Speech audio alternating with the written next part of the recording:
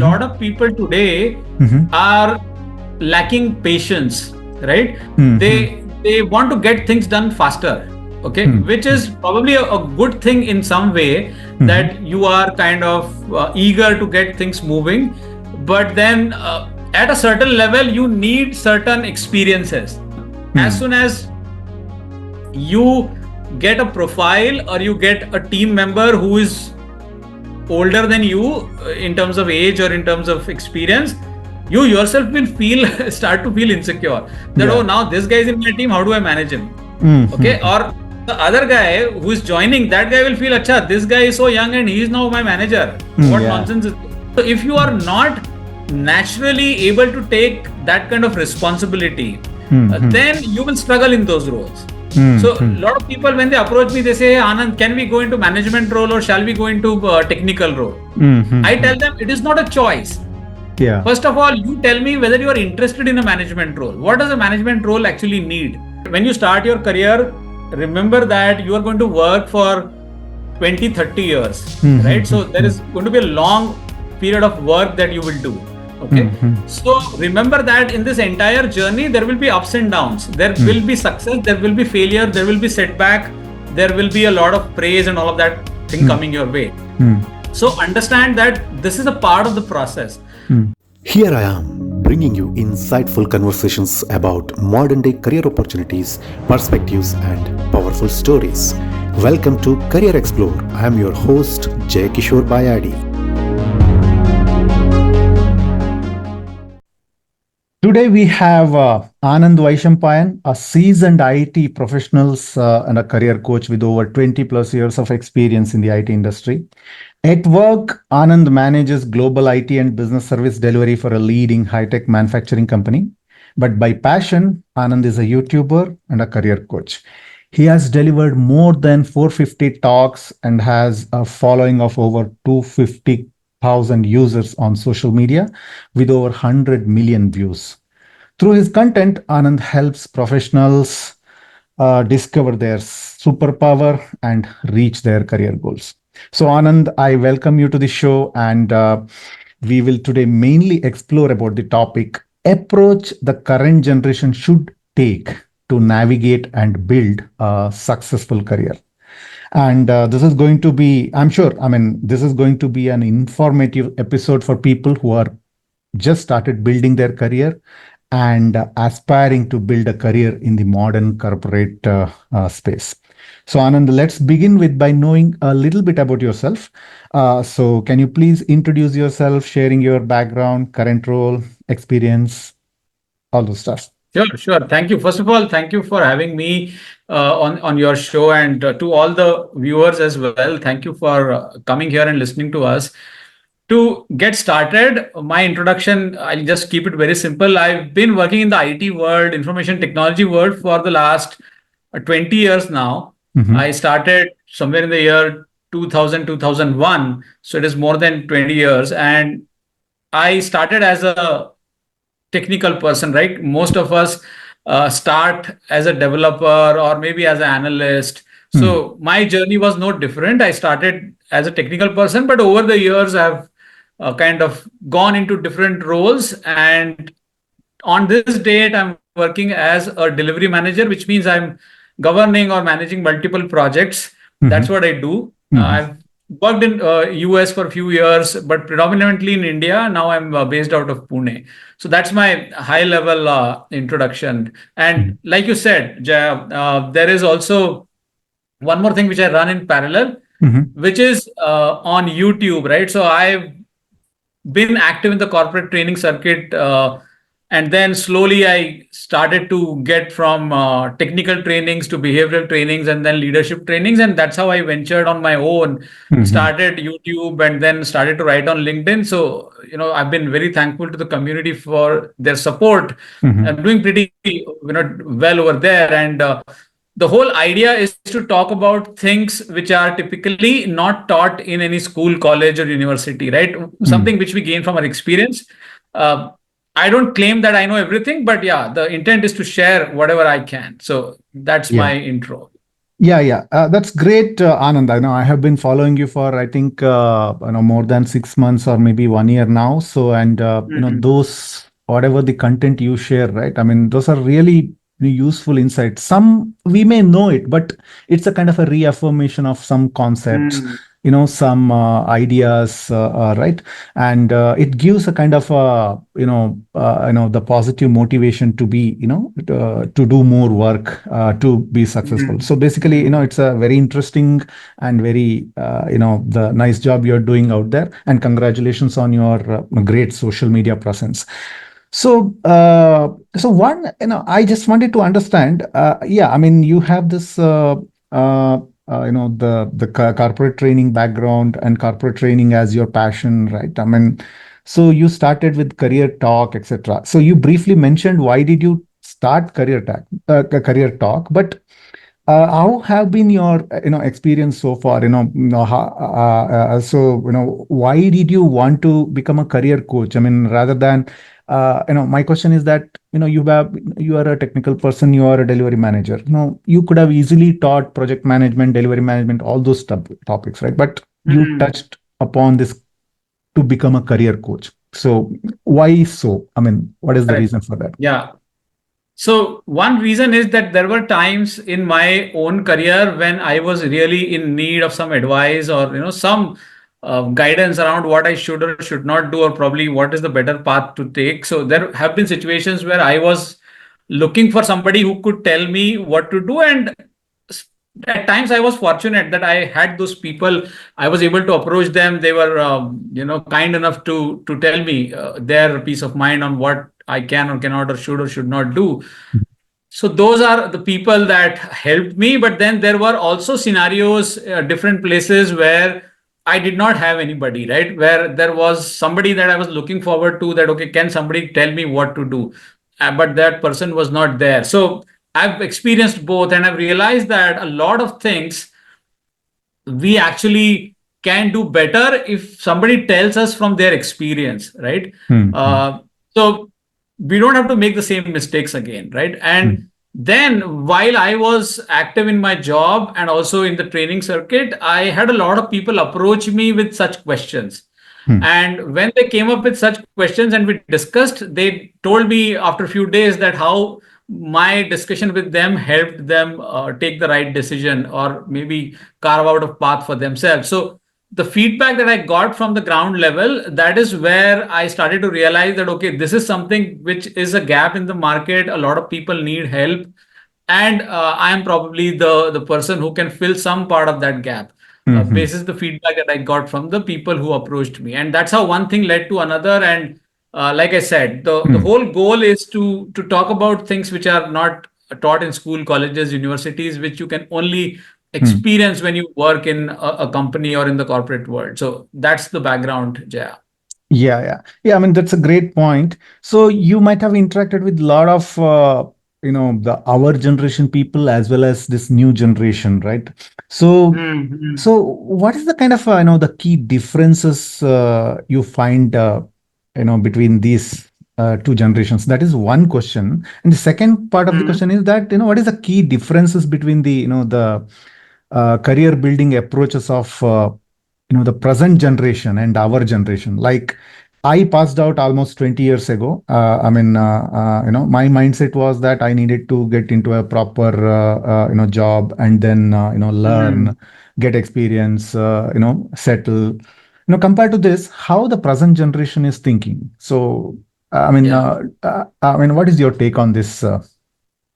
I think, and we cannot generalize it for everyone, but a lot Mhm, of people today mhm, are lacking patience, right? mhm, They want to get things done faster, okay, mhm, which is probably a good thing in some way, mhm, that you are kind of eager to get things moving. But then at a certain level you need certain experiences, okay. mhm, So for somebody to mature, they need to face different type of scenarios, different type of complexities, gain or learn from that experience, and then move to the next role. What I see is today's generation is in a lot of hurry. They mhm, just want to move fast, okay. And in that mode they are kind of missing out on a lot of things which they should actually learn at a certain level before they go to the next level. So that is one difference. I think a lot of people earlier in our times had a Mm, lot of patience, and they were ready to invest time, efforts on a certain level, mature, and then move forward. So mm, that is something which I think is a stark difference. mhm, Another one is that in our times, mm. the information itself was very difficult for us to get the right info. Right. Okay. Yeah.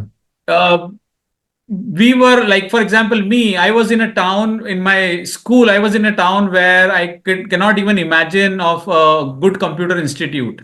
Okay. Mm, mm, This is like back in the 90s, mm, right? So now compare it with what is today, right? What is happening today is the kids have access to the internet. On the internet, you have world class courses right there at the fingertips. mm, So you mm, can learn from the best of the people, right? So that is a big difference. Now you have a lot of information. Earlier you were really struggling with information. Now you have a lot of it. So it's on other extreme. Now the challenge is to actually figure out how to find out the right info from all that you have, right? Whom should mm. you follow? From whom should you learn, right? Because now everybody is a teacher, everybody is online. There are so many people on YouTube giving stuff for free. There are so many courses on Udemy, Coursera, wherever you go. Mhm. In a way, it is good, but Mm. in a way, people are getting confused also that, Yeah. what should I pick? Mm. So, like everything comes with positives and negatives, but I think Mhm. it is a good thing that you can reach out to anybody online. You can learn from the best people. Mhm. Only thing which I believe is needed is the right focus. Okay, if you have the right focus, if you have that clarity of what you want to get into, and you have the patience or the maturity to invest the right efforts, then I think you can make the most of this time, right? Where you have all the resources that you need. So that's how I Mm. look at it. Yeah, yeah. That's a the great point. The lack of the patience, right? So patience is very important. So nowadays, they want to reach high positions faster. Okay, and Hmm. they want to they want to make money quickly. So Yeah. so the thing is, yeah, I mean, I agree that making money is not a dirty word. I agree with that. I mean, many of younger generation, they work really hard. I mean, they sacrifice their health as well, right? So, Hmm. but at the same time, this the building the right knowledge and that the basic foundation on top of which you can actually build your successful career, which can last forever, right? I mean, that's really important. You nailed that, actually, the point of that the lack of patience. But continuing that thought, basically, this in our times, it was kind of a linear way of building the path, right? I mean, like, Hmm. Hmm. I started as a junior business analyst, or something like that, small position, and then moved on to the as it progressed. But nowadays, the time is something like that. What I feel is that, and also many people say that there is no sure short path to success. Okay, Yeah. so and you need to be sure to hone your skills, and you need to focus on your skills and experiences. So do you think success is like, it's a knowledge? If you have knowledge, without any experience, will you be able to sustain and build anything? No, I think so. All right. So here's the thing. I think first few years is where people need to really Mhm. understand and understand and then get things done. Okay, so the focus has to be on, let's say, even basic things like following instructions. Okay, Mhm. so when you are new, when you have the first job, then it is just about execution, right? You take knowledge, you take transition from somebody, you learn, and then you execute. over a period of time, as you mature in your career, then that knowledge bundle, okay, the kind of knowledge that you accumulate, Hmm. that becomes really, really important, because then people expect more because you have worked in a certain technology or a certain domain for 5 years, 10 years. Then people expect that, yeah, you will probably be able to solve complex problems. Okay. You will be able Hmm. to kind of come up with newer ideas and things like that. So that's where, over a period of time, whatever gyan or knowledge you accumulate Hmm. with experience, like Hmm. what you said, Hmm. that combination then helps. Hmm. Okay. Hmm. So, in my view, at each juncture of your career, you need to have that clarity that, okay, in the first few years, my focus is on learning. Okay. My focus is on learning. My focus is on gaining experience, following instructions. Once I become kind of a pro in that, then I kind of move to complex problems, or to larger level things. And then your experience, skills, and your knowledge all comes handy, and then you are treated as a, let's say, a subject matter expert, right? Where people look up to you for a certain thing. So I think it is a staggered process that way, Jaya. Hmm. Hmm. Yeah, I mean, I totally agree with you. Basically, experience, sorry, knowledge without experience, it will have always some kind of a void, right? So, Mm. they will, with the knowledge, they will try out and they will fail.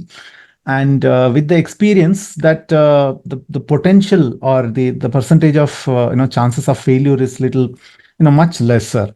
Yeah, I mean, that is correct. Yeah. So And yeah. if I can just interject, sorry for that. So there is one thing which I want to call out. Like you talked about linear and exponential and all of that, right? I Hmm. think what is also important is to try out a lot of things. The sooner you do it, the better it is.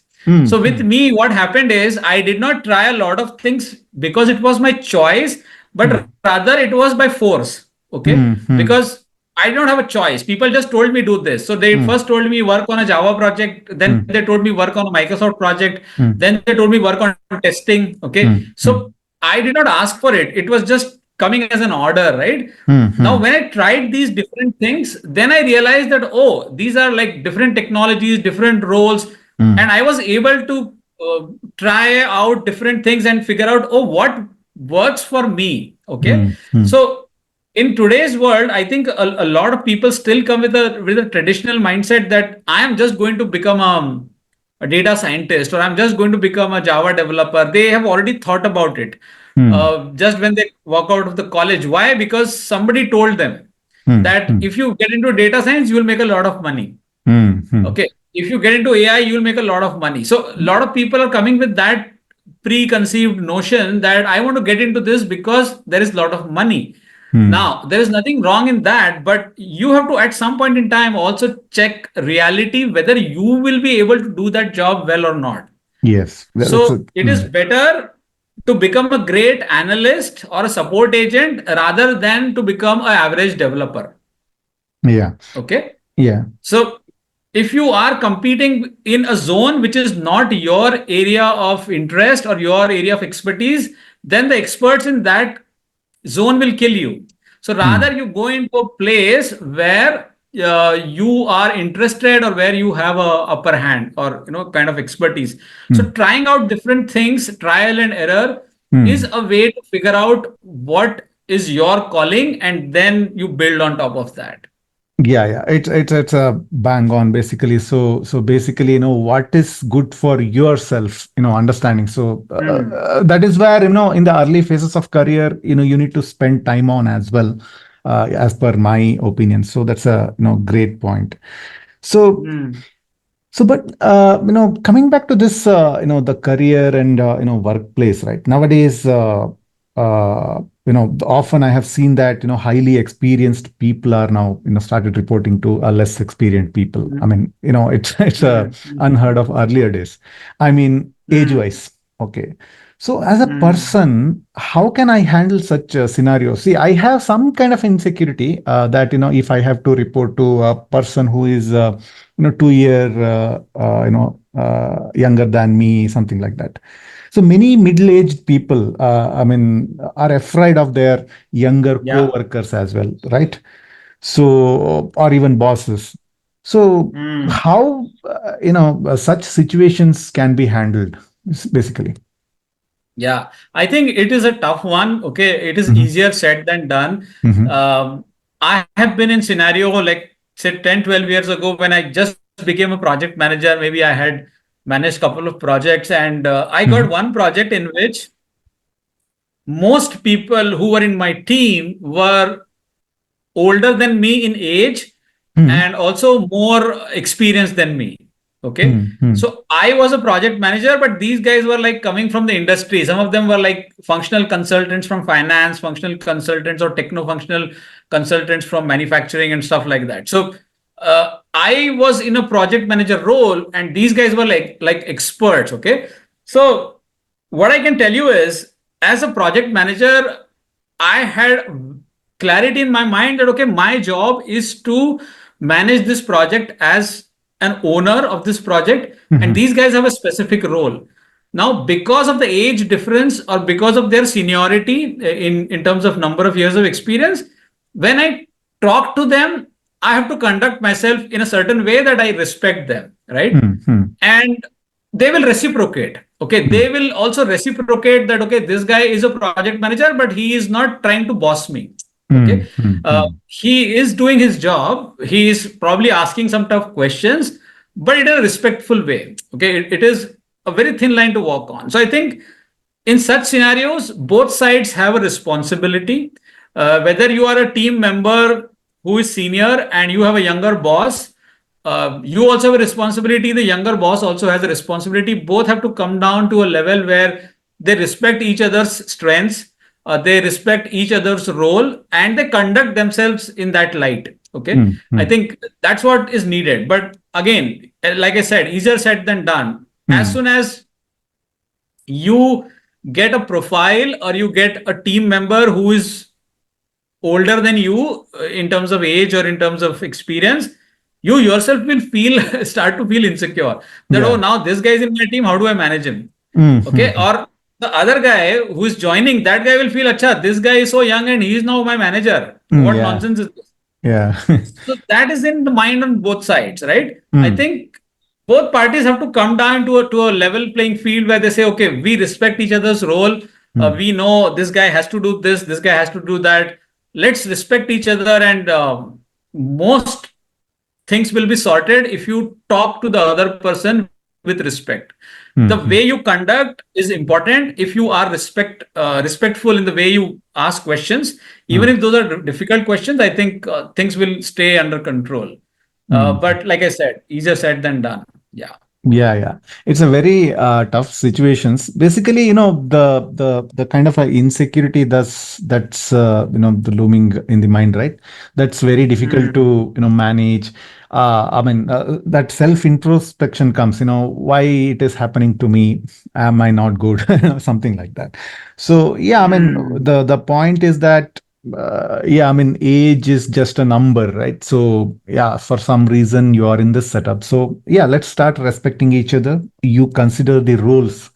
And yeah, I mean, that's a great point you have mentioned. Yeah, see, I Mm. mean, at the end of the day, we have to understand that somebody became a manager because of certain qualities, right? Yeah. They, at a younger age, if they become a manager, it is because of a certain thing, whether it Mm. is because of their ability to communicate, Mm. ability to make relationships, ability to govern or administer better, Mm. there would be something. Mm. Now, we can't take away that from them, right? Mm. There are Mm. other senior people in the system who have taken that decision and given that guy that responsibility.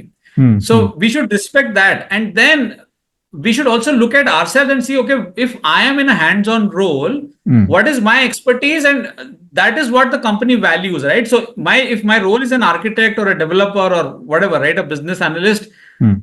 and this guy is a project manager, so be it. Doesn't matter. So we have to Mm. kind of let go a little bit of ego. Yeah, yeah. Yeah, that's really true. And I mean, the ego is the main culprit as well. I mean, that's a great point. So,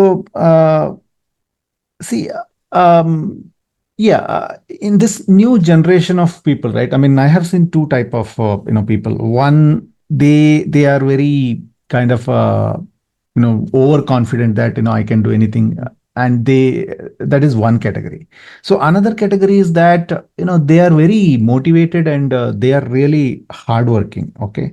Hmm. So now, imagine a situation where a new employee joins an organization, and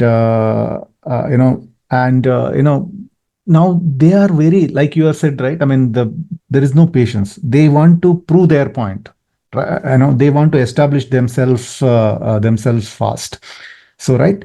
So they always seem tense. So when a new person joins, especially, I mean, I Hmm. wanted your advice for this new generation of people, now how they Hmm. approach when they join a new company. Let's say, I mean, from a campus, they joined a company, right? How they approach their first 90 days, or how do you Yeah. give a kind of a plan to them, so that they can well prepared to execute their the career. How do they start? How do they plan, etc. Right, right. I think very important point. So for Mhm. senior people, right, if you're hired as at a senior position, then Mm, I think the action that you will take will be really different, because then the management or the leadership will have different expectations from you mm, to probably do certain things sooner. But at a junior level, if you're joining, right, fresh out of the college, or maybe even you're joining as a lateral with 3, 5 years of experience, somewhere around that, I think the first focus has to be on understanding more and more about the company that you're going to work for. Okay. mm, mm, That actually you should do even before you join. Okay. So you should know what is this company all about, what business they are into, what kind of product service solutions are they selling, who are their customers, where are they based, etc., what geographies. mm, So learn as much as possible about your company. Do the same thing for your client. If mm, you are going to work for a company and they are going to deploy you on a client project, then you have to do the same for the client. Understand as much as you can about the client. So that's the basic. mm, mm, Second is ask questions and understand the process, right? So in each company, there is going to be an internal process with which things will work. Most of the companies will give you that information in the induction. Okay. But sometimes they may not give you the entire thing. You will have to ask questions. So understand the process. Then also understand how the business functions. Okay. What is this company's business, or what is the client's business? What is the most important for them, and how your role is contributing to that business. mm, For mm, example, if you join Amazon, and Amazon is into kind of a marketplace, so you have to understand that, okay, people are going to come on Amazon and buy something, and you are a technical person responsible for a certain piece of code which is going to be a part of that marketplace, mm, right? mm, So you have to understand and connect the dots of what you build, what features, or what product that you're going to build, how is it going to be used by the end customer, and this is going to take time, but mm, you have to start with that. So like I said, focus on understanding the company, client, process, how the business functions. Learn whatever technology you are going to work on, because in college you may have learned something, but over here they may ask you to work on some other tech stack, right? mm, So mm, focus on that core, because that's more important. That's your bread and butter, right? So whatever is needed to get the day-to-day job, you have to really focus on that. mm, And then lastly, few days, right? Let's say first few months, maybe 30 days is what you focus on these things. mm, After 30 days, maybe the next few days you focus on, in parallel, understanding people. Okay, who is who, what are their roles, what is the org structure, who is a SME, subject matter expert, who is a decision maker, and all of that. So once you start to understand who are the important people, then probably the next step is to network with them, talk to them, maybe break some ice, have some conversations, build some rapport. mm, Okay. mm, So mm, it's important that people know you and you know people well, right? mm, So these are the things that typically we should do. If you are coming with past experience, let's say you are working with some company for 5, 10 years and then you join, be very, very cautious with talking about your past glory. Okay. If mm, you talk a lot about your past glory, people may or may not like it. Okay. mm, So start like a newcomer, in the sense, give them a reason to accept you. Okay. Mm-hmm. If you talk about, oh, I did this in my previous job, I did that in my previous job, there are chances people may not like it. There are already Mm. people who are experts there, right? Yeah. So try not to suggest too many ideas too soon unless you know it is the right time. Okay, those are some of the basics. Don't step over somebody else's shoes. Mm. uh, give them the time they need to accept you as a newcomer, and Mm. you also need that time to learn these things. Like I said, right, there may Yeah. be many more things, but these are like top of my mind. Yeah. Yeah. Yeah. That's a great point. So basically, establish a base first, rather than accelerating Mm. fast, right? So that is the main message here, and I mean that's a really insightful point you have mentioned. So continuing our conversation, so now let's talk about little seniors, right? I mean seniors who are in the middle, I mean basically middle aged, maybe like me. Okay, so as we age, right, I mean for various factors, the naturally the opportunities will become lesser, and there are some theories that if one needs to reduce the experience, or hide some their age or experience to be more credible and more to get more opportunities, etc. So how Mm. true is that? And that is one question. So, what should be the approach, for people who are, let's say, 40 plus, 45 plus, that, Mm. how should they search the, job? Obviously, those people who have, crossed, certain kind of a level, a different type of opportunity opens up. Like, I mean, if they are in the, VP, all those kind of high CXO levels. But for the people who are not yet reached there, or struggling to reach there, how they should search for job, what should be the kind of a mindset. So that is my uh, you know uh, uh, this is the second question actually. So basically, Yeah. the first question is, I mean, should we, I mean, the logic of hiding the experience to get more Got it. calls. Yeah, so Mm. how should we go ahead? I don't think we can. Okay, in today's Mm-hmm. time, we can't hide anything. The Yes. reason being, Mm. uh, they are going to ask you some very basic questions. For example, when did you pass out of your college? Mm, Okay. mm, What mm, was your highest degree? So as soon as you tell them, my highest degree is, let's say, MBA or whatever, B. mm, So they'll ask you in what year, right? mm, And mm, then from there they'll calculate that, okay, if this guy passed out in 1995 or 2012, mm, what is the total experience supposed to be? mm. And if you are not showing something on purpose, they'll be very clear in asking, okay, what were you doing in these years? Yes, So gap. that is one. It's Mm, very normal. mm, Second is, if you hide something, and nowadays there is a PF history, so mm, on the portal, EPFO portal, there is a history maintained of what all employers you have worked with. mm, It is just at a fingertip, people can find that out. So all of the history is available there. If you don't put something on the resume, it will show up there, and again they will be cross questioning you. mm, So I mm, don't think hiding is a choice. Okay, mm, mm, rather you should put everything honestly and tell them, this is what I was doing in those years, and from the last X years, this mm, is what I'm doing, and that's my relevant experience for this job opening, right? mm, So you may have 20 years or 25 years of total experience, mm, mm. but your relevant experience in a specific role, in a specific domain or technology, may be 5 years, Yeah. right? Mm, So when you are applying, you have to kind of highlight that this mm, is what this role requires, mm, and this is what I've been doing for the next or the previous 2 years, 3 years, 5 years, mm, right? mm. So that's how you pitch for a role uh, with your latest experience, right? Forget about what you did for the previous 15, 20 years. Mm, mm, So hiding is not a choice, to be precise. Okay. mm, mm, mm, Number two, when it comes to senior levels, mm, a lot of people are able to grow vertically because it comes to them naturally. See, leadership or management role, you have to understand, it comes with a lot of pressure. Okay, you will mm, have to take a lot of responsibility.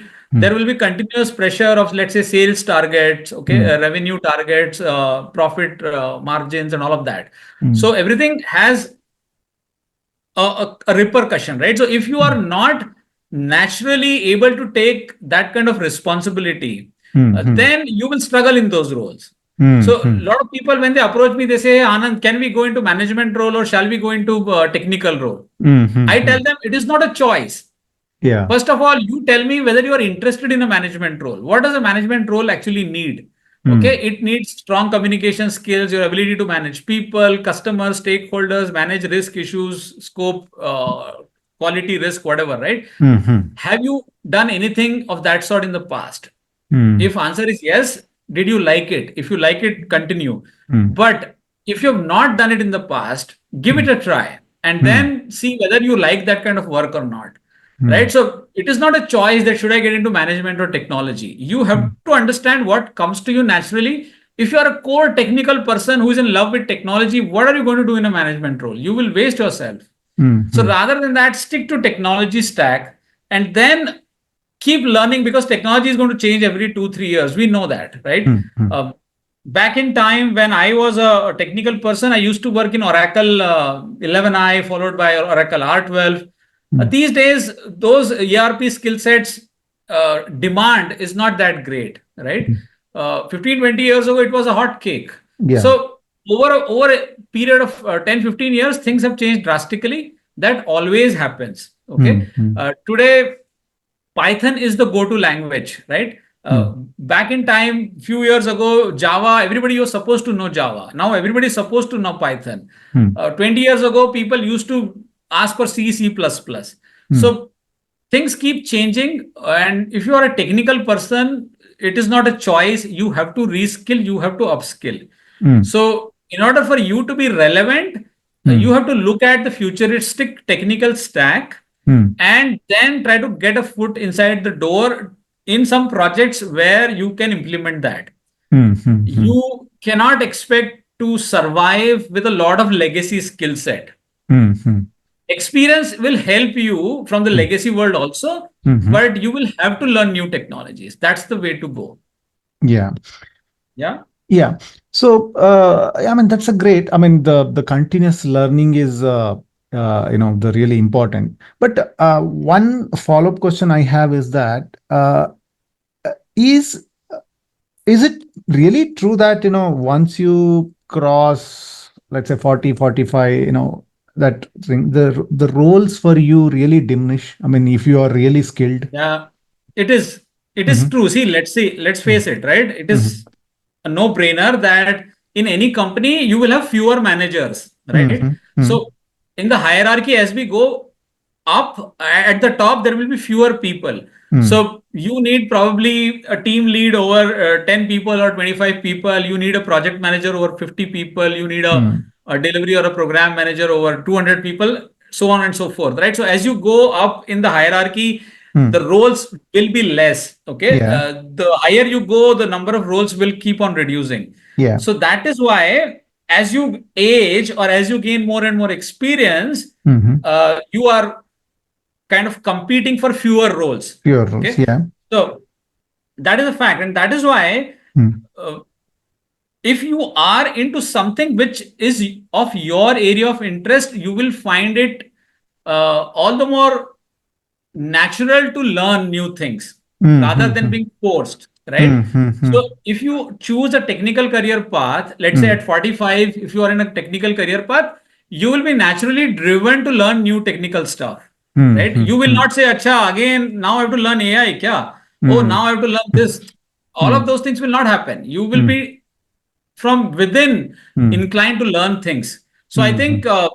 roles will be fewer, Mm. but you will have to kind of add more and more skill sets, right? For Mm. example, you can um, have a T-shaped skill set, which means Mm. you can have broad skills, but then one skill set you can have deep, right? Mm. Mm. So Mm. things like that. So I think that's important.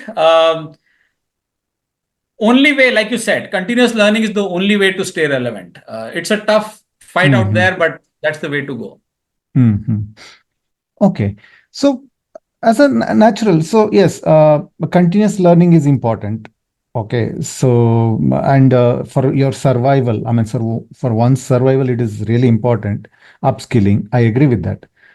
But again, I'm hanging on to the previous point. Now, after certain age, right, transitioning into a different role, right? Hmm. How difficult is that, right? Like see, if one person is in, let's say, a kind of a project manager role, okay, he for some reason, if he wants to aim to become, let's say, director, or maybe I mean hierarchy. I mean, to move up in the hierarchy. So Hmm. how he can plan for that actually?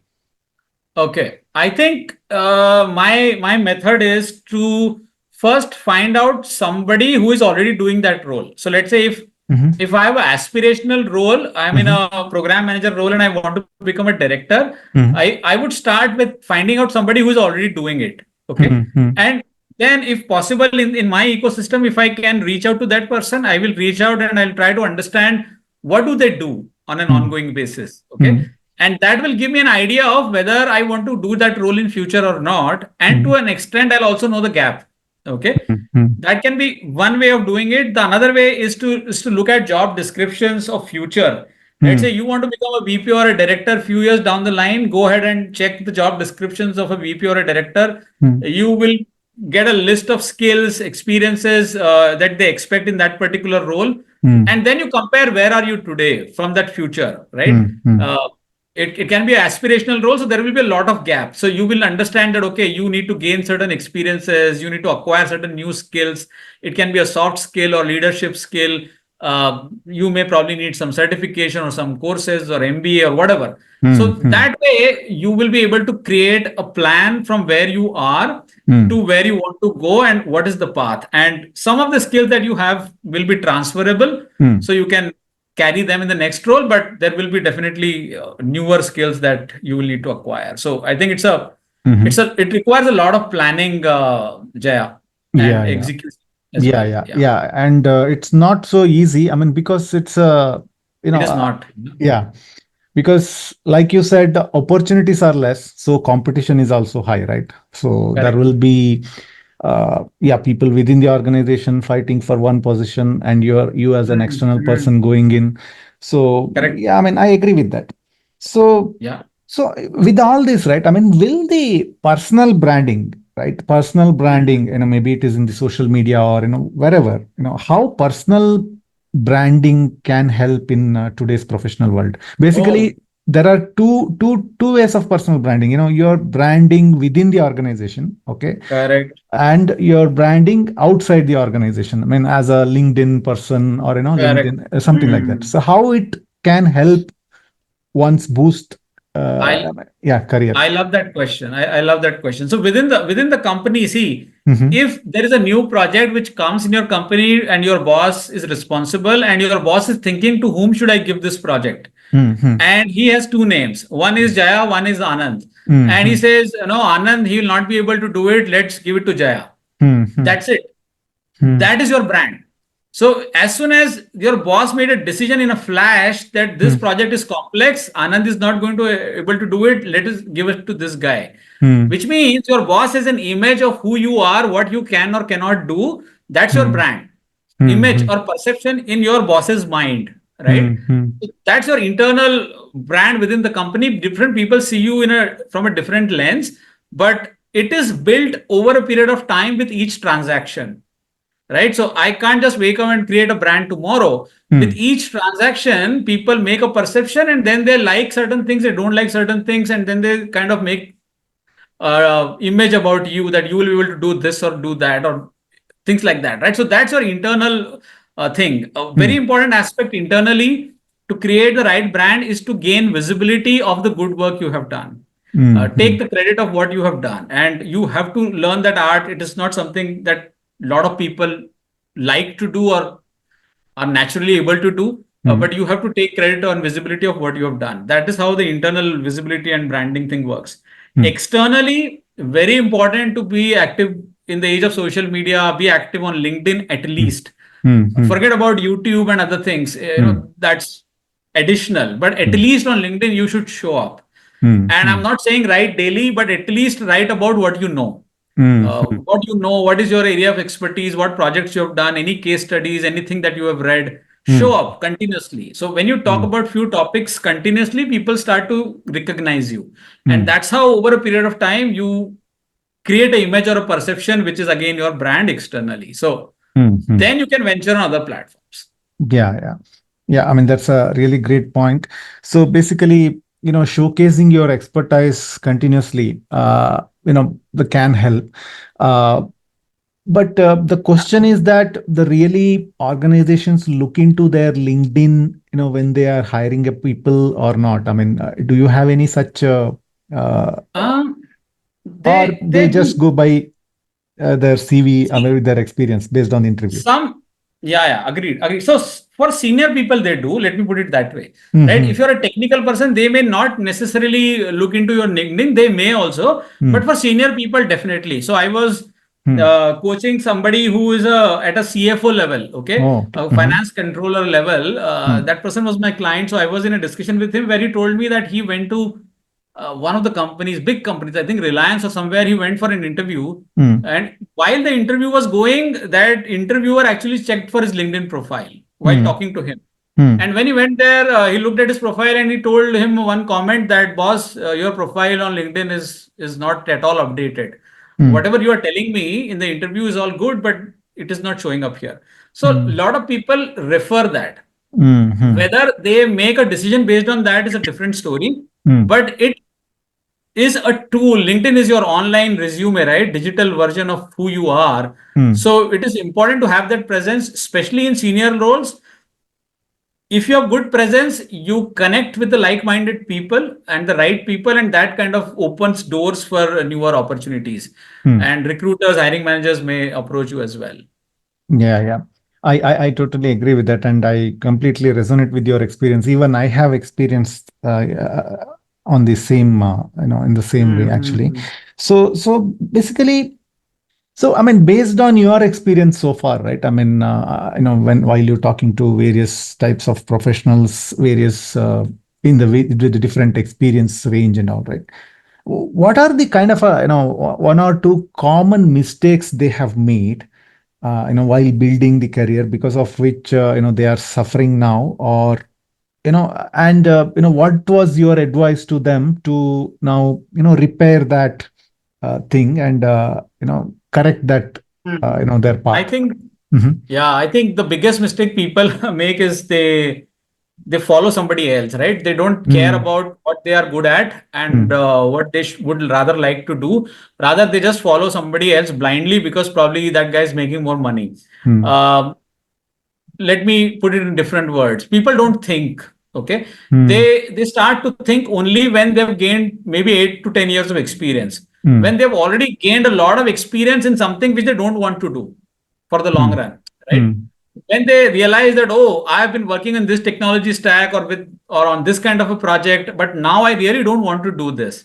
So mm, that realization, the sooner it comes to you, the better it is. mm, The mm, sooner you realize what you want to do versus you don't want to do, you will then make intentional efforts to get into the right areas, mm, right? mm, mm, Not that you will get everything available, the company or the client will kind of serve you in the platter. That's not happening, but at least you would know that this is what works for me, this is what I'm interested in, this is my strength, this is the kind of work I want to do. So the mm, sooner you determine that, the better it is. A lot of people determine it 10 years down the line, and then they have already wasted, so to say, so many mm, years. mm, So I mm, think, like I said earlier, trial and error is the best way. Try different things if possible, mm, and identify sooner what is your calling, what is your strength, and build on your strength. Rather mm, than doing too many things, do mm. fewer things but do them well. Yeah, yeah, that's a great piece of advice. So basically, do one thing at a time. And I was reading a book. I forgot the name, but doing one thing at a thing with the full focus will give you more results than. So yeah, I Mm. mean, doing a few things and doing it in a better way. I mean, that's a the great advice, because the current times are like very distracted, right? I mean, everyone are kind of a distractor. Social media, the Mm. expectations, I mean, I don't think it is was not the situation maybe 20 years back. It was life was like, maybe I'm too much I mean comparing, but because of a lot of options, a lot of people doing many things, it's all becoming a cause for distractions, and that is why people are losing clarity, and because of that, people are making mistakes. So yeah, I mean, whatever the advice you have given, what is that is the thing right for you. You need to try different things and find out what is best for you and do it. So I mean, that's a great piece of advice you have given. So it's a common question. Everyone asks. I mean, even I also ask. It's a AI. So AI, right? So uh, how, as a job seeker, right? I mean, I should be AI ready. I mean, in the sense, is it like, so the thing is, people just generalize and say you should be AI ready. And if you don't know AI, people who know AI will replace you, something like that statements, right? So if there are two ways. As a technical person, yes, I can become a developer, or I can become a technical architect or whatever. I can build my own AI product based on my own models, all those stuff. As a functional person, I can become a knowledgeable about you know AI features that can actually revolutionize the a customer's pain points or scenario, right? So these are all the my thinking. So what is according to you? You know, I mean, if one needs to be AI ready, what he needs to learn and what he needs to do, basically. Okay. So I think the way I think of this is at three levels. Hmm. One is that a lot of tools are already there in the market, like generative AI tools, right? There are so Hmm. many other tools as well. Hmm. So one thing is there are certain people who are at the user level, okay, Hmm. who are using those tools. I am one of them. Probably you are one of them. A lot of people use those tools to Hmm. get certain things done. So you have to understand in your day-to-day life, in your Hmm. work, in your business, how those tools can be used. Hmm. That is one thought process. That at a customer, as a consumer, how you can use them. Second is there will be somebody who is building those tools, Hmm. right? So there is going to be a technical person who is actually building that particular technology. So if you are a technical person, then Hmm. you need to think of, okay, how can I get into this job? So Hmm. if you are going to get into a job of building a AI based tool, then what exactly is needed? Hmm. Then you Hmm. need to look for those kind of job descriptions. Rather than job descriptions, look for companies, let's say OpenAI, right? Hmm. Hmm. If OpenAI is building so many products, is OpenAI hiring? If OpenAI is hiring, what kind of roles are there? What is the JD? What exactly are they looking for Hmm. technically, right? So Hmm. that can be one way of getting into AI from a technical standpoint. Hmm. And then there can be another, which can be a one step back, which can be like at the time of research.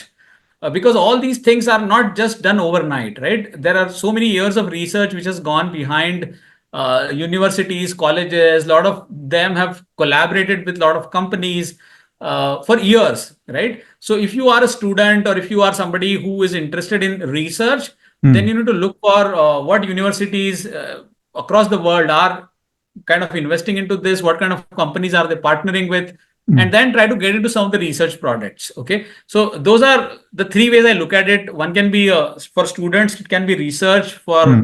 technical people, it can be AI companies who are building AI products, and for consumers, it is like how do I use it for my business.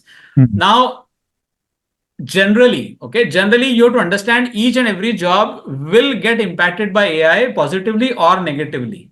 Hmm. You should think about how is my job going to get impacted. Let's Hmm. say if I'm a tester and I'm doing some manual testing, you already have automation tools and all of those going to impact your job. But then if you are into automation testing, then think of, okay, is this going to get impacted by AI? Is some AI tool going to disrupt this entire thing? So that's an example. What I mean is, you may be a project manager, business analyst, coder, tester. Think of how this job is going to get impacted by AI positively or negatively, and then plan what you need to learn. Okay, That's because a. Hmm. then you will know that, okay, my job is going to get impacted, and if I Hmm. learn this, then I'll probably become a friend of AI, and then my chances will be brighter. Yeah. I mean, I totally agree, and it's a kind of a, the great point, which is actually, you know you have actually given. So analyze your job, how AI is going to impact your job, and learn to, learn AI skills which can actually, help you to, excel in your current job. So I mean, that's a great point. So that's why, if you, as a business analyst, if I know how to use various AI skills to improve my productivity, improve my, the stakeholder communication, all those whatever the Yeah, yeah. responsibilities, that will be really helpful, right? Yeah. I mean, yeah, that's a great point. So yeah, I mean, the conversation, the topics, so whatever the information or the insights you have been providing has been great. So one last question. So what are the, the top two, advices you advice, I mean, you want to give to our new generation or the current generation, or Hmm. people who are, who want to get into modern career, modern corporate world, right? I mean, what are the top two things they need to keep in mind? Okay, so I mean, irrespective of all your the continuous learning mindset, Hmm. you need to make your base strong.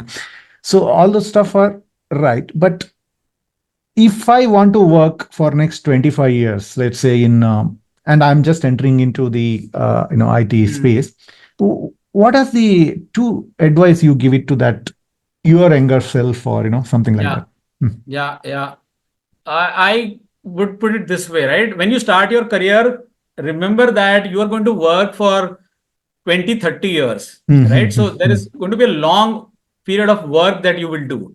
hmm, Now, you may at some point in time start your own business, but that is also work. Okay. hmm, hmm, So what I'm saying is where you start and where you end are going to be totally different. hmm, Okay. hmm, So remember that in this entire journey, there will be ups and downs. There hmm, will be success, there will be failure, there will be setback, there will be a lot of praise and all of that thing hmm, coming your way. hmm, So understand that this is a part of the process. hmm, Don't be event based, okay? Rather hmm, be process based. hmm, If hmm, you are understanding that this is going to be work for 20 plus years and things will change, hmm, and if I keep doing the right things which are in my zone and I build on my strength, uh, I will only go up. Okay, hmm, there may hmm, be few things which will bring me down, but again, in the long run, I'll be keep going up.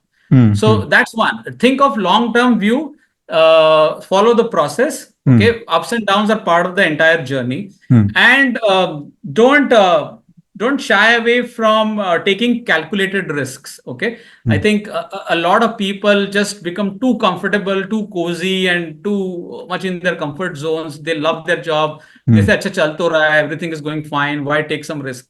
hmm, With that, I think there is a problem. Okay. hmm, Beyond a point, somebody else is going to replace you hmm, sooner or later. So hmm, you hmm, can't just relax for too long. It is hmm, okay hmm, to take a pause, but not for too long.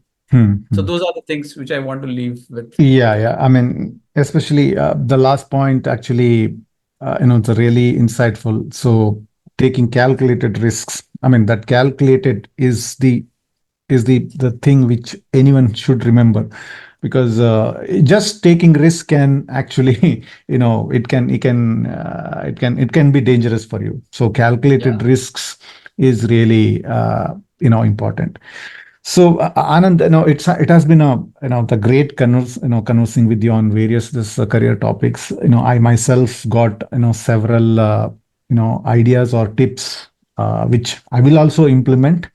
So your knowledge, it's Thank you a so much. it's a thank you, and it's really, I'm honored to have you on my show, and I would like to thank you so much for agreeing to be part of this show. And I also wish you all the best for all your future endeavors, your career talk, your career coaching, all those ventures, right? So I would like to wish you all the best, and I wish you a great rest of the weekend. Thank you. Thank you Thank so you. Thank much. you so much. Thank you for having me. It was a pleasure, and I hope the audience likes it too. Mhm. Happy to be here, and we'll continue to connect. Thank you so much. Sure. Thank you so much.